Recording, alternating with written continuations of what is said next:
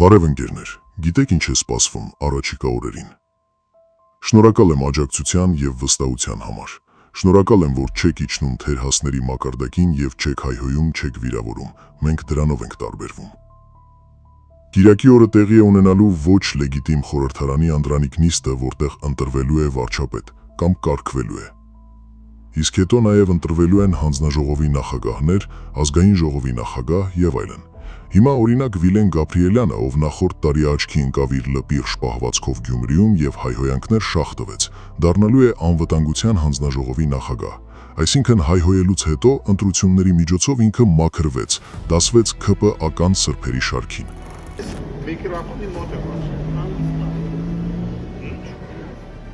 ոնց հանդիստ բայք է գնացների, այսինքն միկրոֆոնի մոտ կամ գլխիտ միած։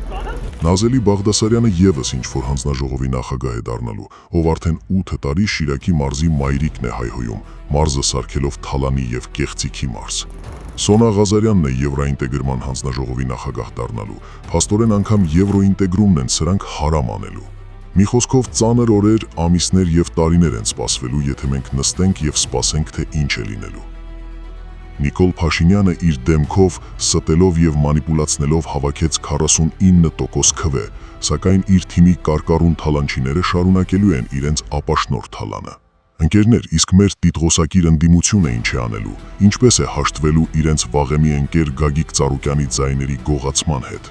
Թե իրենց համար քաղաքականությունը այլ է։ Ես երբեք որևէ օլիգարխի հանդեպ դրական վերաբերմունք չեմ ունեցել, բայց կան բաներ, որոնք չասել նշանակում է ստել։ Ես միշտ դեմ եմ քաղաքական ասպարեզում օգտագործել անձնական թեմաները, սակայն այսօր հետաքրքիր բացահայտում եմ անելու։ Իմ մոտ այնպիսի տպավորություն է, որ իշխող խմբակը որոշակի որոշումներ է կայացնում ոչ թե վերևի գլխով, այլ հուսանք հասկացանք։ Կներեք իհարկե խոսքերի համար, բայց ունեմ հստակ տեղեկատվություն, որ այդ կառույցում գտնվող որոշ աղջիկներ, լինելով սրա նրա սիրուհին, հայտնվում են պաշտոնների և փորձում մեր համար դառնալ օրենք գրողներ։ Առաջ գոնե գիտեինք, որ դրանց մաքսիմում տեղը քարտուղարուհու սեղանն էր, իսկ հիմա իրենք են որոշելու, թե մենք ինչպես ենք ապրելու։ Այո, ընկերներ, նորընտրիր խորհրդարանում ևս կան այդպիսիններ, և մենք, իհարկե պահելով օրենքը և ողջախոհությունը, կբացահայտենք նաև այդ քարտուղարուհիների քաղաքական հենարաններին։ Տեսեք, թե ինչ է սպասվելու մեզ առաջիկա 5 տարում։ Քարտուղարուհիները հարստանալու են, մեզ իշխեն, իսկ մենք մի կերպ քարշ ենք տալու մեր գոյությունը,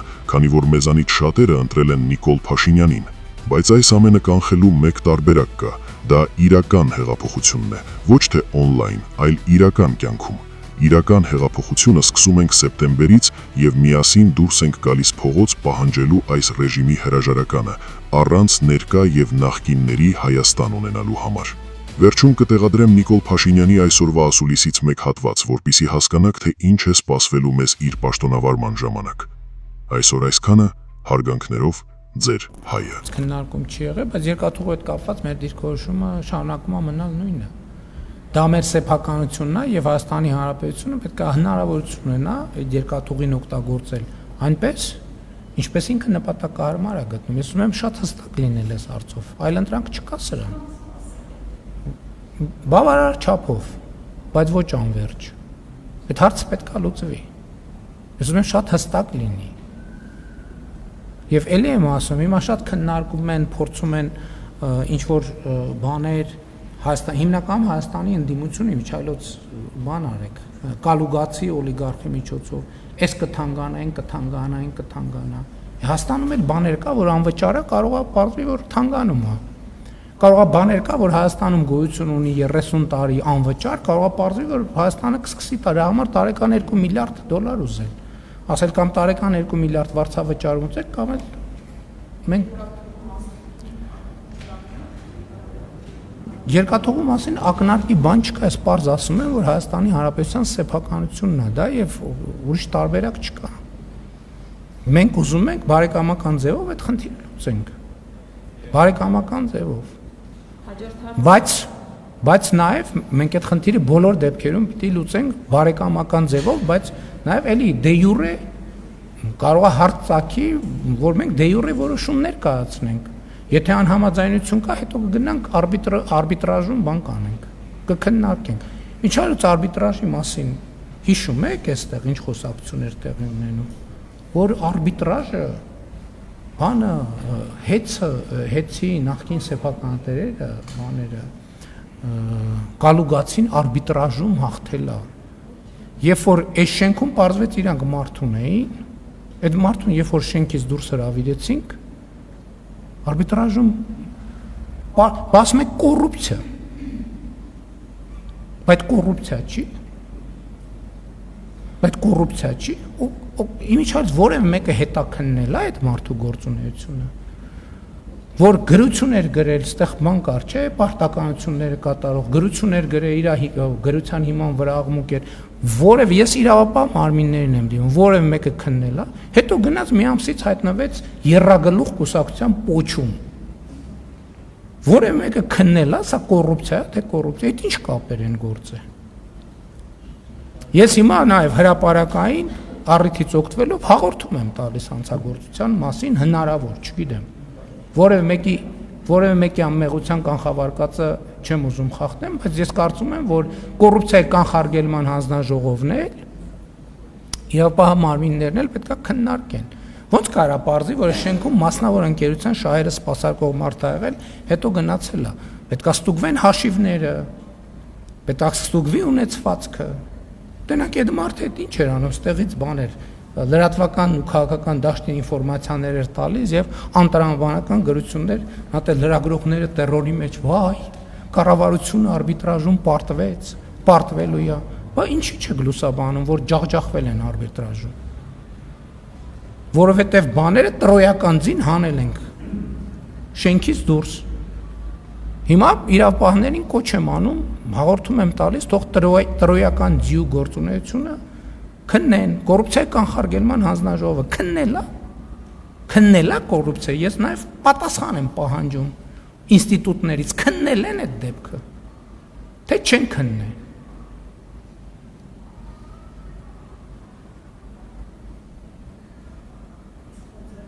շնորհակալություն հաջորդ հարցն է թե չես որ շահերը սպասարկել ես ոնց է բարձր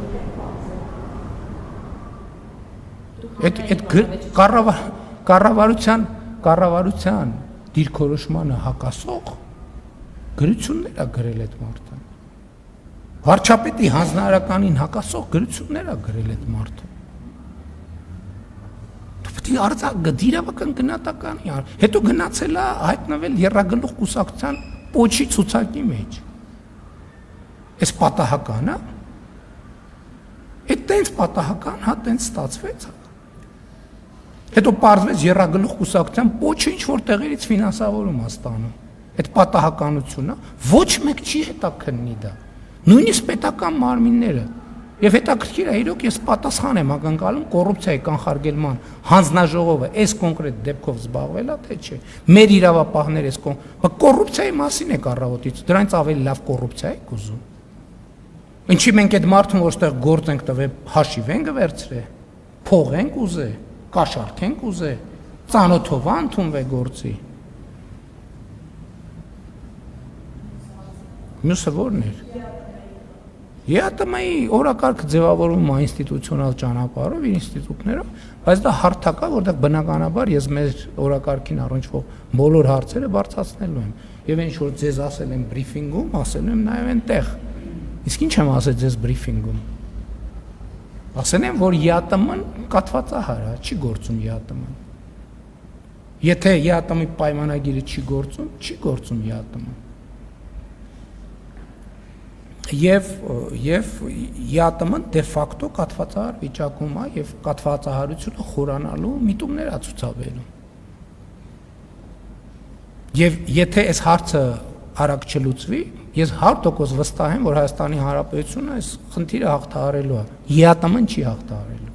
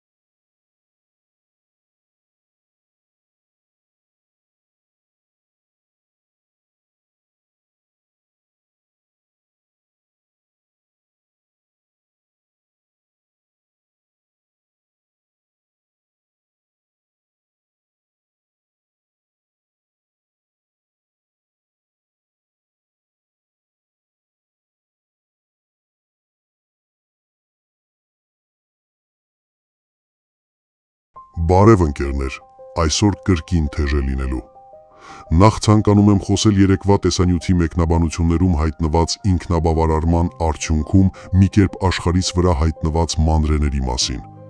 Ասեմ, որ ձեր մշտական պրովոկացիոն եւ ընտանեկան բռնության արգասիկ ուղեղները այդքան էլ զարգացած չեն եւ չեն կարող մեր որդեգրած ճանապարհից մեզ շեղել։ Բայց եթե շարունակեք մեկնաբանություններում գրել այնպիսի բառեր, որը ձեր հարևանը ձեր մայրիկին է ասել ամեն անգամ, երբ ձեր հայրը տանից դուրս է եկել, ապա ստիպված եմ լինելու հատուկ մեկ անգամ անդրադարձ կատարել ձեր կեղծ հայրերին։ Ընկերներ, շնորհակալ եմ աջակցության եւ վստահության համար։ Նման թափթփուկներին դուք մի արձագանքեք։ Հարկեղած ժամանակ ես նրանց ներկան եւ անցյալը կպարզաջրեմ։ Դուք մի տրվեք դրանց էժանագին սադրանքներին։ Այսօր խոսելու եմ Նիկոլ Փաշինյանի հերթական կադրային անպետք նշանակումներից։ Նախ լուր տարածվեց, որ Գագիկ Ծառուկյանից խլված Արարատ ցեմենտի կառավարիչ է նշանակվել Արագածոտնի նախկին մարզպետ, տխրահռչակ, չար լեզուների ասած Բոսյակ Դավիթ Գևորգյանը։ Փաշինյանի սիրված արտահայտությունից օգտվելով, ըստ օդում կախված լուրերի, սույն երիտասարդը մարզպետ եղած ժամանակ իր գլխի պատճառով ահագին անհանգստություն է պատճառել մարզպետարանի աշխատակցուհիներին։ Անգամ նույն օդում կախված լուրերի կան բազմաթիվ ձայնագրություններ։ Ընկերներ, նույն լուրերի հեղինակները ասում են, որ Դավիթը նաև տարիքային բարձր նիշ է սահմանած եղել եւ անպարկեշտ առաջարկներ է արել անգամ թորների տեր տիկնոջը։ Իհարկե այս լուրերի իսկության համար խնդրում ենք մեր սրտի ցեմենտի գործարանի նոր կառավարիչ Դավիթ Գևորգյանին, որպիսի մեկնաբանի այդ ստահակների տարածած լուրերը։ Ինչպես նաև մեկնաբանի, թե արդյոք մարզպետ եղած ժամանակ իրեն կաշառք առաջարկել են երբևէ։ Ընկերներ, Դավիթի ունեցվածքը կրկին 2018 թվականից հետո երկրաչափական պրոգրեսիայով աճել է, բայց այսօր դեռ չեմ ցանկանա այդ հարցին անդրադառնալ։ Կասեմ, որ մյուս կպեականների պես դարձել է միլիոնատեր, Գևորգ Պապոյանի ականջը կանչի։ Այսօր նաև ցանկանում եմ խոսել օրերս Մալաթիա Սեբաստիա համայնքի վարչական ղեկավար նշանակված Սաշա Կատվալյանի մասին։ Բազմաթիվ տհաճ լուրեր են հասել այդ անձի հետ կապված։ Ուրեմն ընկերներ, մինչ 2018 թվականը իրենից որևէ բան չներկայացնող, ապա միլիոնատեր դարձած Սաշա Կատվալյանը պաշտոն է ստանում մեկ հանգամանքի շնորհիվ, որ նա եղել է Սուրեն Պապիկյանի կուրսընկերը։ Իդեպ, հիշում եք այն տատիկին, որ բողոքում էր իր աշխատավարձից, որ շաբաթը 6 օր արևին, անձրևին, ձյանը, ցրտին աշխատում է, ստանում է ընդամենը 150,000 դրամ աշխատավարձ։ Արև եկա, ցավը տանեմ։ Լավ է, ոնց լավ է։ Այս դեպքում ինքս է։ Ինչից ես։ Մայրիկ ջան։ Դեպքոյը մեր աշխատավարձը դրավ։ Մեր բակերի աշխատանքը շատ ծանր է մեր վրեն։ Խոթունձա, ամեն ինչն էլի շատ մանեկ։ Ինչքան է աշխատավարձը։ 157,000։ 157,000 մաքուր։ Հա, մաքուր։ Շաբաթական 5 օր եք աշխատում։ 5 օր չէ, 6 օր։ Մենք շաբաթներն ենք աշխատում։ Մենես չի օր չենք աշխատում։ Իսկ այն նույն տատիկի արդեն նախկին շեֆ Սաշան ամսական ստացել է շուրջ 1 միլիոն դրամ աշխատավարձ։ Խոսքը Երևանի աղբահանություն եւ սանիտարական մաքրում հիմնարկում ստացած աշխատավարձի մասին է։ Սա դեռ ոչինչ, կան նաև խոսակցություններ, որ Սաշան, բայց ոչ Բելին, այլ Կատվալյանը, իր արդեն նախկին աշխատավայրում ունեցել է հաստիկներ, որտեղ որևէ մեկը չի աշխատել, ինչի դիմաց ամսական կլորիկ գումար է գնացել գրպանը։ Իդեպ այս վերջին տեղեկությունը հայկական դեղին ժամանակ պարբերականի լուրերից է, որով պետք է զբաղվեն ուժայինները։ Մի խոսքով, անցնենք կարևորին։ Ուրեմն այս Սաշան վերադառնալով Մալաթիայի թաղապետի պաշտոնին, սկում է ազատվել մի շարք աշխատողներից, դրանով փորձելով իր մարդկանց բերել աշխատանքի։ Արդեն իսկ կան 10-ից ավել ազատված մարդիկ, որոնց մեջ կան նաև հաշմանդամության խնդիրներ ունեցողներ։ Մեր եզակի թաղապետը դրանով չի սահմանափակվել։ Կրկին մի քանի անձանց է ցանկանում ազատել իրենց աշխատանքից։ Մի խոսքով կադրային ջարդ է իրականացնում։ Ինչպես ասում են, մեկ-մեկ վարունգը թարս է բուսում։ Այս դեպքում մեր Սաշային զգուշացնում եմ, որ եթե շարունակի իր նման գործելավոճը, ապա ես ստիպված կլինեմ հրապարակել այն քարտուղարուհիների անունները, որոնց նա անձամբ, ինչպես Նիկոլ Փաշինյանն է սիրում ասել, դեմփում է, կներեք, ուզում է աշխատանքի տեղավորի։ Սաշա Կատվալյան, ինչպես ես, Գիտես, ահագին հետաքրքիր տեղեկություններ եմ ստացել նաև քո ուսանողական տարիներից։ Պատկերացնում ես չէ, թե ինչ հսկայական բազա կա իմ մոտ։ Խորհուրդ կտամ խելոք նստես տեղդ, եթե չես ցանկանա քո հովանավորյալի մոտ էլ սև երես լինես։ Մարդկանց հացին վայս մի եղիր։ Այդ աշխատանքը իրենց հանապազորյա հացի համար է, ձեր նման շռայել կյանք վայելելու համար չէ։ Հարգիր քո ծնողի հիշատակը, դու զոհվածի որդի ես։ Հույս ունեմ խորհուրդս կընդունես։ Ընկերներ, ինձ շատերը մեղադրում են, որ ես խոսում եմ ներկայիս իշխանությունների մասին եւ մոռանում եմ, թե ինչ թալան է եղել նախկինում։ Բազմիցս ասել եմ, որ այո, նախկինում էլ եղել է թալան, որի մասին ոչ միայն չենք լռել, այլ 2018 թվականին դուրս ենք եկել փողոց հեղափոխության, իսկ դրանից հետո թալանի մասին խոսելու միակ իրավահաջորդը Նիկոլ Փաշինյանն է եւ նրա թիմը, որը այդպես էլ տեղի չի ունեցել։ Հույս ունեմ ինձ սրան նրան կպցնելուց առաջ մի պահ կանգ կառնեք եւ կմտածեք, որ ես անհատ չեմ, ես հայ եմ եւ ներկայացնում եմ ձեզնից յուրաքանչյուրին։ Ներողություն եմ խնդրում նաև այն բանի համար, որ տեղադրում եմ Նիկոլ Փաշինյանի խոսքերը, սակայն մենք ամեն օր պետք է գիտակցենք, թե ով է իշխանության գլխին կանգնած։ Այսօր այսքանը, հարգանքներով, ձեր հայը։ Ես օրինակ իմ անձնական փորձը ասեմ, գրքեր կբորբոքեմ դրանով, բայց վաղուց այդ աճեցված ձուկ չեմ օգտագործում։ Շատ վաղուց։ Որտեվ ինձ համար ակնհայտ է, որտեղ խնդիր կա։ Որտեվ նախ պատահում է անբնական ինչ որ ձկան հետ առնչվում ես, տենում ես ճարպերը սենց հոսում են վրայից, ինչ որ տարօրինակ եւ անտրամաբանական։ Ասենք սրանք հարցեր են, որոնց պետք է անդրադառնանք։ Եվ մենք Հայաստանի ներսում է սննդի որակի հետ կապված խնդիրներին պետք է անդրադառնանք, որովհետև տենց հերթով անցնելով, դե շրջակա միջավայրի նախարարությունում դե ասում ենք լավ ոչինչ, եկեք դե մի քիչ սենց գնանք, հաջորդ աշխատանքի եւ սոցիալական հարցերի նախարարությունում ասում ենք դե այդ խնդիրը պետք է մի ձև անենք, բարձր տեխնոլոգիական արդյունաբերության եւ արդյունաբերության ասում ենք դե դժվար վիճակները, տենց պատտվելով գնում ենք վերջում հասնում ենք առողջապահության նախարարություն։ Դե ասում ենք եկեք, տենանք ոնց ենք այս ամեն ինչի հետևանքները վերացնում։ Հա շատ լավ հասկանում եմ։ Ժամանակ ա եղել, որ մենք բան ենք երել, Հայաստանի ժողովուրդը առավոտը կարտոֆիլ նախաճաշին, ճաշին կարտոֆիլ, ընթրիքին կարտոֆիլ կամ չգիտեմ, բայց մենք պետք է առաջ գնանք, պետք է հասկանանք, առերեսվենք այս խնդիրների հետ։ Ինչքան է պետք է աջակցել ձկնարդյունաբերությանը, այնքան աջակցենք։ Բայց պետք է համոզվենք, որ նույն կետում չենք մնում մենք։ Որովհետև այդ աջակցությունը կոնսերվացիա է, էվտանազիա է, թե այդ աջակցությունը առաջ գնալու ճանապարհը, որ մենք համոզվենք, որ գնում ենք առաջ, ակետից շարժում ենք բկետը։ Այդ ամեն ինչը վերաբերվում է նաև էլի բազմիցս խոսել ենք գյուղատնտեսության ոլորտին։ Այսպես ասած, ոչ նորմատիվային հողեր հասկացություն կա Հայաստանի Հանրապետությունում։ Ոչ նորմատիվային հողերը այն հողերն են, որոնք սովորականից ավելի շատ ջուր են պահանջում վեգետացիան ապահովելու համար։ Մենք ոչ նորմատիվային հողի վրա, երբ որ ամենացածրարժեք մշակաբույսն ենք աճացնում, ստեղ հարց է ժողովուրդ ջան, 1000 դրամի ջուր ենք վատնում, լավ 1050 դրամի արտադրանք ստանում։ Մենք չենք ասում այդ հողի վրա բան չաճացնենք, բայց ասում ենք այդտեղ աճացնենք ոչ թե ցածրարժեք գյուղատնտեսական մթերք,